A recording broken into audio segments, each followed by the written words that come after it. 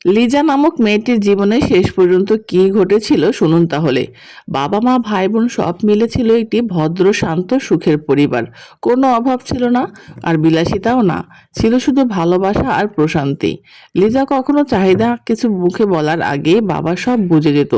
Chocolate হোক, বই হোক, কিংবা ছোট কোনো আবদার হোক, বাবার হাত কখনো খালি ফিরত না। বাবা ছিলেন পরিবারের ছায়া, শক্ত ভরসার জায়গা।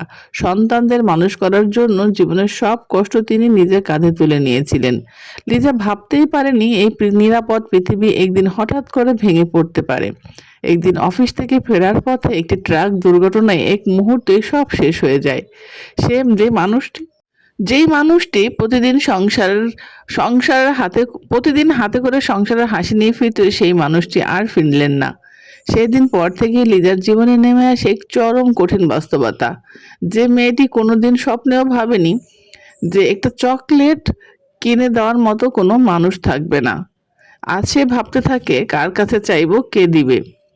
দিন যায়, পরিস্থিতি বদলায়, অভাব ধীরে ধীরে গ্রাস করে ফেলে পুরো পরিবারকে।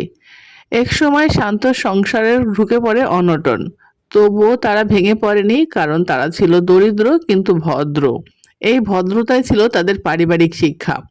অভাবের তাগিদে লিজাকে শহরে একটি বাড়িতে কাজ করতে পাঠানো হয়, কিন্তু সেই বাড়িতে গিয়ে ঘটে অন্যরকম একটি ঘটনা। মেয়েটির কথা বলার ধরন, চলার ফেরার ধরন, চোখের ভাষা সবকিছুই ছিল আলাদা। পরিবারের ওই পরিবারের সবাই খুব অবাক হয়ে যায়।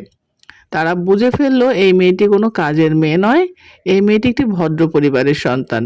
আল্লাহর রহমতে ওই বাড়ির মালিক ছিলেন একজন নামাজি আমলদার দয়ালু মানুষ। তিনি শুধু কাজই নেননি, তিনি দায়িত্ব নিয়েছিলেন।